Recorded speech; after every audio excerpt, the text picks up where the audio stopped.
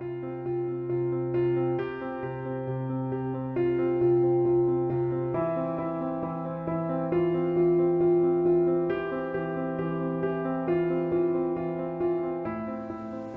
noite, irmãos. Com muita alegria que venho aqui apresentar hoje, no nosso livro O Evangelho segundo o Espiritismo, e capítulo relacionado com estranha moral.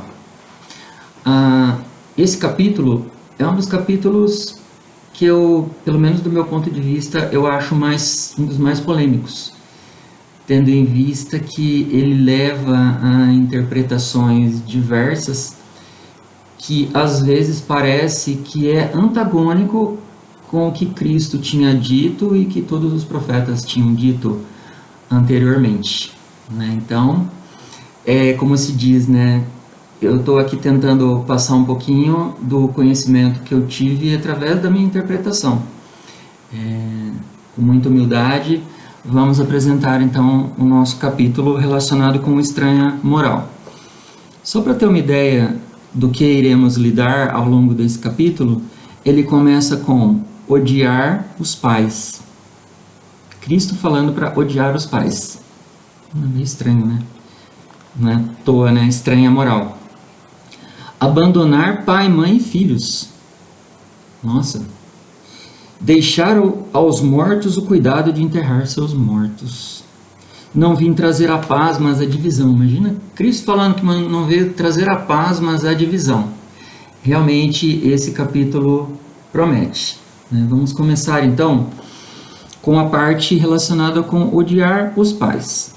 Eu vou ler o trechinho do Evangelho, segundo Lucas, para depois a gente tentar interpretar em cima, para ver se consegue entender o que pode ter acontecido aqui, Então ele fala assim: como nas suas pegadas caminhasse grande massa de povo, Jesus, voltando-se, disse-lhes, agora vem, se alguém vem a mim e não odeia a seu pai e sua mãe, a sua mulher e a seus filhos, a seus irmãos e irmãs, mesmo a sua própria vida, não pode ser meu discípulo.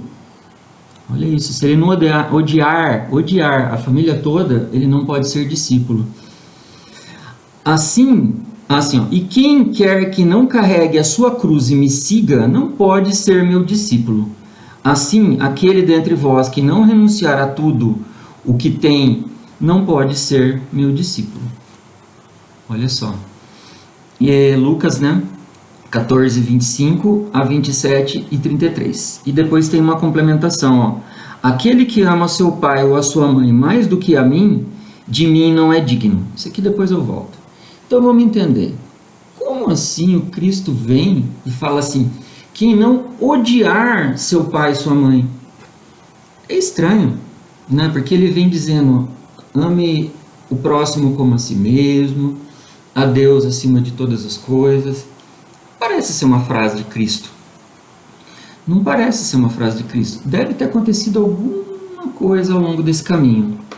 Então vamos tentar entender o que pode ter acontecido com o erro, provavelmente de escrita. Se pensarmos que os evangelhos de Cristo só foram transcritos no papel uns 30 a 50 anos, dependendo do discípulo responsável por aquilo, essa tradição oral pode ter confundido, às vezes, ou pode ter confundido o significado de uma palavra. Assim como, se eu falo alguma coisa aqui, que não está gravado, vamos pensar assim, vocês ouvem e tentam repassar a uma outra pessoa, que tenta repassar a outra durante décadas, com certeza o conteúdo inicial perdeu um pouco do significado. Isso eu estou dizendo na mesma língua, no português. Agora imagina acontecendo isso e simultaneamente a tradução para outras línguas do que está sendo dito. Porque a primeira língua escrita foi, acho que se não me engano, no aramaico, arcaico, que foi traduzida para o hebraico.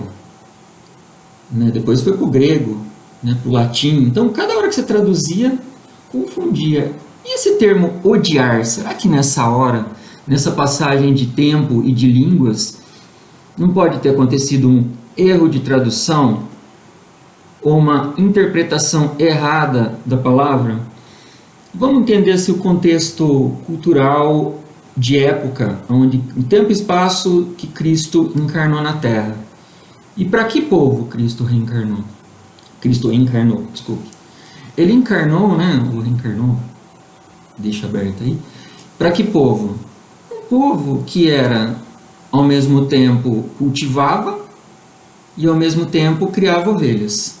Pastores, né? Agricultores e pescadores. Qual que é o vocabulário cultural desse povo?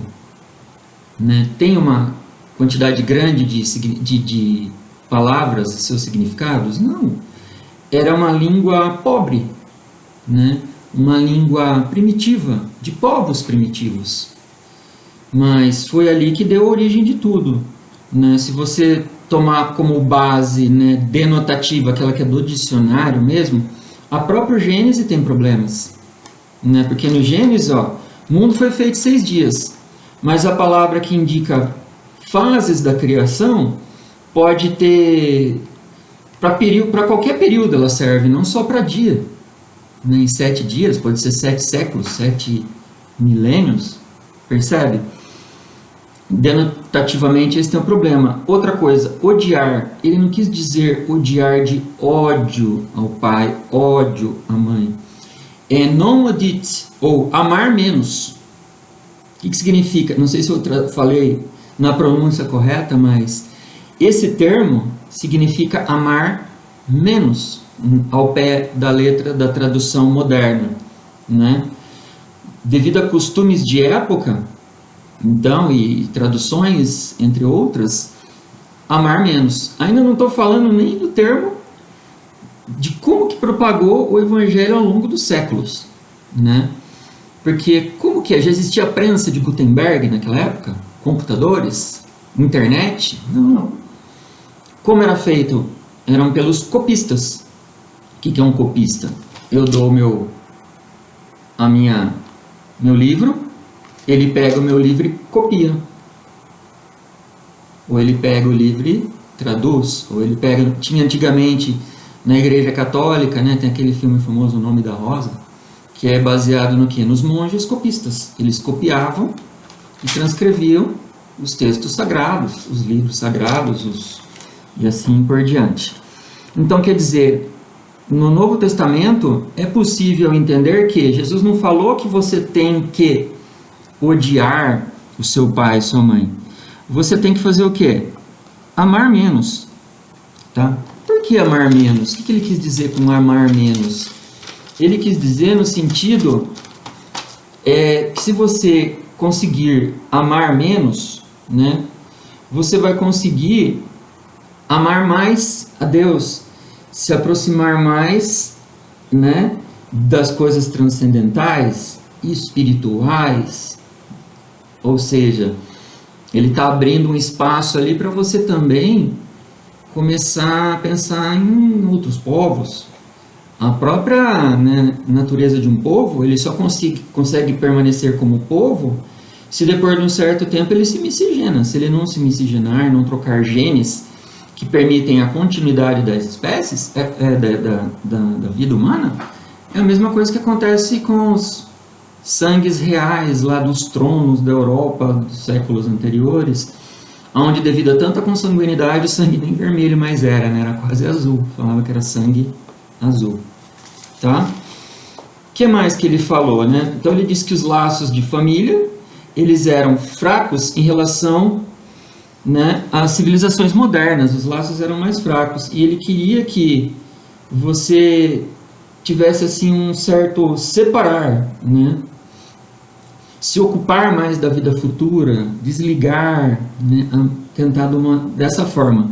Não odiar no sentido de eu odeio a minha família. Não era isso. Então cabe aqui um estranha moral, capítulo estranha moral. O capítulo seguinte é abandonar. Tinha mais um trechinho que eu não falei, né? Aquele que ama seu pai ou sua mãe mais do que a mim, de mim não é digno. Quer dizer, se ele ama mais o pai e a mãe do que a Cristo ou a Deus, né? Não é digno. mais do que a mim, de mim não é digno. Mateus 10, 37. Então está no mesmo sentido, né, do amar mais, tudo mais. Então, não tinha uma dose, né? Ou se ama ou se odeia. Não, mas peraí, entre amar e odiar existem nuances, não é? Entre o branco e o preto tem o cinza e outras possibilidades, tons de cinza e por aí vai, né? Que mais? Abandonar pai, mãe e filhos. Aí vem um outro trecho de Mateus, que é assim, ó. Aquele que houver deixado pelo meu nome sua casa, seus irmãos, ou suas irmãs, ou seu pai, ou a sua mãe, ou sua mulher, ou seus filhos, ou suas terras, receberá o cêntuplo disso, e terá herança como herança a vida eterna. Quanto a nós que tudo deixamos e te seguimos. Não, peraí, então. Aqui ele fala o seguinte, que você tem que deixar a casa do teu pai, da tua mãe, né, dos teus irmãos, tua mulher, tudo, né? E na vida eterna você receberá o cêntuplo. E aí o que acontece? Abandonar em que sentido? Nunca voltar para casa? Não. Como seria, vou dizer assim, Jesus veio, na época que ele veio, a gente está numa época de guerra agora, né? E ele jogou uma bomba atômica no planeta Terra. Essa bomba atômica marcou entre antes e depois dela. Antes e depois do Cristo dinamitando com uma bomba atômica a nossa civilização. Mas sabe onde que ela agiu? Não foi no meio externo. Foi um pouco externo. Mas a bomba atômica é mais no interno. Quando ele diz assim, quando você diz tem que deixar o pai e mãe seguir, né, e me seguir, ele está dizendo assim, você vai ter que lutar no seu interior, dentro de você, para tentar, né, entender, assimilar essas minhas palavras, e a partir de então, essa verdade que vai iluminar dentro de você, essa bomba atômica da verdade, que é uma luz dentro de você, vai causar conflito externo. Mas não necessariamente eu quero que você... Aí vai ter uma trecho que vai falar disso. Ele não necessariamente falou, pegue uma espada e me siga matando todo mundo. Falou isso. Já vamos chegar no da espada. Ele só disse assim, ó, tem que deixar todo mundo, né? Pai, mãe, vai deixando todo mundo. A separação é necessária ao progresso nas famílias e nas raças. Pois vai chegar uma hora, como eu disse anteriormente, né? Que até o físico vai ficar abalado se não tiver esse distanciar, né? Esse distanciar. Quando os soldados estão indo para uma guerra, quando vamos nos alistar no serviço militar, não temos que nos afastar dos nossos pais, do nosso pai, da nossa mãe, dos nossos familiares, para aquela batalha, sim, depois podemos voltar, não é? É a mesma coisa que ele quis dizer. Abandonar, não abandonar, mas se afastar. Percebe que não é um negócio ao pé da letra, parece que ele está chamando para uma guerra, mas não é bem isso, tá? Continuando, o que mais que ele fala? Deixai aos mortos o cuidado de enterrar os seus mortos. Essa é muito boa. Vou ler o trechinho. Disse a outro, Lucas, tá? Disse a outro, segue-me. E o outro respondeu, Senhor, consente que primeiro eu vá enterrar meu pai? Jesus lhe retrucou, deixe os mortos o cuidado de enterrar os seus mortos, quanto a ti vai anunciar o reino de Deus. O que Jesus queria? Dizer que deixe os mortos enterrar seus mortos? Como assim os mortos enterrar seus mortos? Tem dois contextos, um material e um espiritual. Vamos falar do material, né? Se você não fosse chorar a morte do seu pai na época dos judeus, né, dos doutores da lei lá da época de Jesus e toda a sua estrutura, se você não fosse chorar externamente, chorasse muito, você não tinha direito à herança do teu pai e tudo ia para o Estado. Então, esse deixa eu ir enterrar meu pai era no sentido, deixa eu chorar lá para guardar meus bens, depois eu vou atrás de você com meus bens aqui, a hora que eu quiser eu volto. Materialisticamente falando, foi a mentalidade da pessoa que disse aqui. E o que Cristo quis dizer? Cristo quis dizer assim, meu filho, aquelas pessoas que estão lá com teu pai esperando você ir lá chorar, já estão mortas. Para minha palavra, para minha luz, elas já estão mortas, elas querem o escuro. Elas escolheram aquilo. Escolheram os cultos exteriores. Deixa os mortos enterrar os mortos. Siga em frente, iluminando a vida das pessoas. Vai anunciar o reino de Deus. Olha só. Né? Então, mais uma vez, ó, é polêmico, né? Deixa os mortos. Se a pessoa morre alguém na tua família, você diz, oh, deixa os mortos enterrar os mortos. Não, não é bem isso. Né? Por isso que depende tudo de um contexto, de realidade e tudo um pouco mais. O que mais? Agora vem uma das mais polêmicas. Ó. Não vim trazer a paz, vim trazer a divisão. De novo, ó, agora eu vou ler Lucas. São trechos curtos e eu vou lendo, que ajuda na compreensão, para a gente ver na semântica da palavra. Não penseis que eu tenha vindo trazer paz à terra. Jesus falando em nome de Lucas. Ó. Não vim trazer a paz, mas a espada. Porquanto vim separar de seu pai o filho, de sua mãe a filha, de sua sogra a nora. E o homem terá por inimigos os de sua própria casa. Mateus 10:34. Nossa, separar todo mundo, dividir todo mundo, fazer todo mundo contra todo mundo. Divisão? Que estranho. Vim para lançar fogo à terra, e que é o desejo, senão que ele se acenda. Tenho de ser batizado com o batismo, e quando me sinto desejoso de que ele se cumpra. Né? Julgais que eu tenha vindo trazer à terra, julgais que eu tenha vindo trazer paz à terra? Nossa, como assim? Jesus não veio para trazer paz? Ele está falando aqui que não. Eu vos confirmo, eu vim trazer divisão.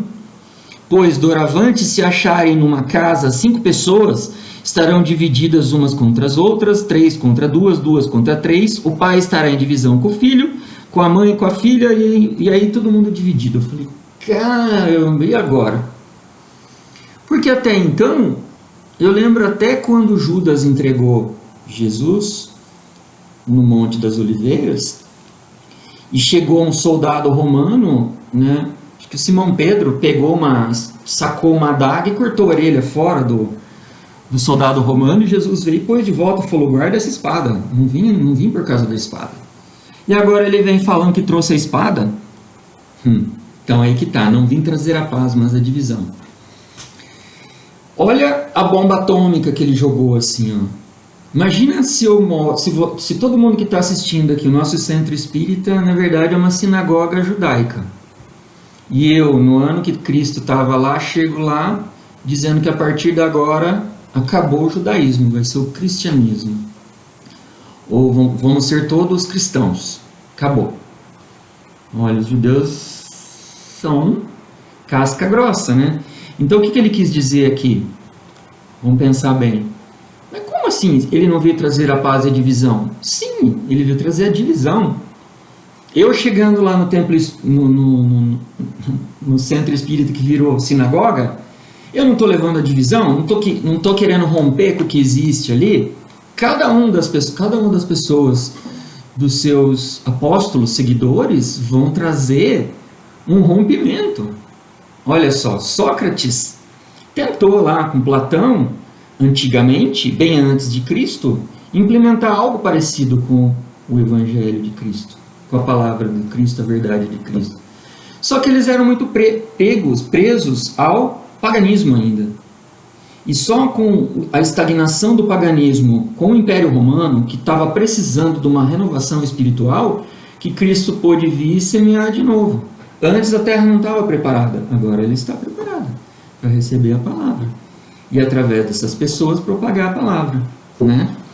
Com as suas sementes germinando 100 por 1000, enfim. Não vim trazer a paz, mas a divisão. Quando Jesus entrou no templo e estava cheio de vendilhões lá, querendo vender pombinha para sacrifício, carneiro para sacrifício, ou N coisas de dinheiro, de pagar tributo, né, a Deus, o dízimo a Deus, comprando essas coisas dentro do templo, o que ele fez? Ele foi bonzinho, ai, vendilhão do templo, sai daqui, Deus está esperando, porque ele saiu, os caras iam chatar ele de lá, era uma cidade primitiva. Ou você chegava chegando, ou eles não entendiam, né? Então o que ele falou? A espada. Não só nesse sentido de expulsar o vendilhão do templo quando precisa, mas também no sentido de, pai contra mãe. Imagina no WhatsApp daquela época, chega o filho e manda pro WhatsApp do pai, que é judeu, assim, pai, o judeu da sinagoga, pai, a partir de agora eu sigo Cristo. Cristo veio falar que tá tudo errado isso que vocês estão fazendo. Como que ia ser dentro da casa? Não é a espada? Se a pessoa, que os cristãos de antigamente, eles iam até o fim com aquilo que eles acreditavam. Se fosse parar em Roma para jogar no Coliseu e ser comido por leão, eles iam. E esperavam para ser comidos e felizes, porque iam encontrar a fera tão absurda, naquela época, que hoje é capaz de, você falar, não, invadir o Brasil, você falar que você é seguidor de Cristo, tem muita gente que vai virar muçulmano, vai virar outra coisa. Mas depois eu volto a ser cristão de novo. Não, naquela época era nesse sentido. Foi isso que ele quis dizer. Tá? Então, às vezes, não é só com doçura e bondade e amabilidade, tem que ter o rompimento. Isso que ele quis dizer a partir do momento que essa bomba atômica espiritual dentro dos espíritos, que me mandou uma luz absurda para todos os seus seguidores, continuarem seguindo, onde eles foram, alguns foram crucificados de ponta cabeça, eles eram jogados aos leões, nos coliseus, porque os romanos adoravam ver eles sendo mortos rindo pelos leões. Só que isso deu errado, né? Porque as pessoas começaram cada vez mais querer saber de onde que vem essa força, de onde que vem essa fé, e abandonar o paganismo, para começar a seguir nesse sentido.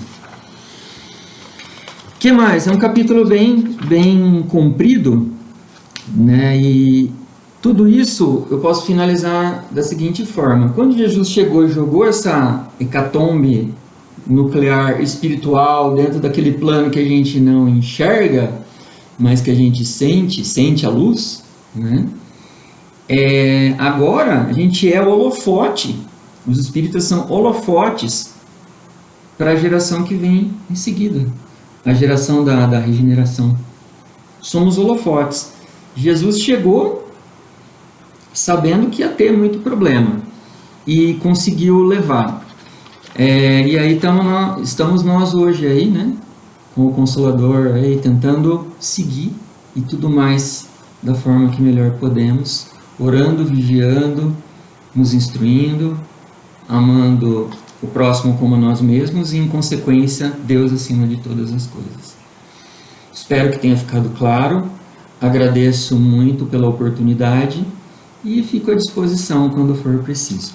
Boa noite a todos, que os bons espíritos nos acompanhem nesse dia, né, e nossos mentores nos auxiliem. Assim seja, graças a Deus.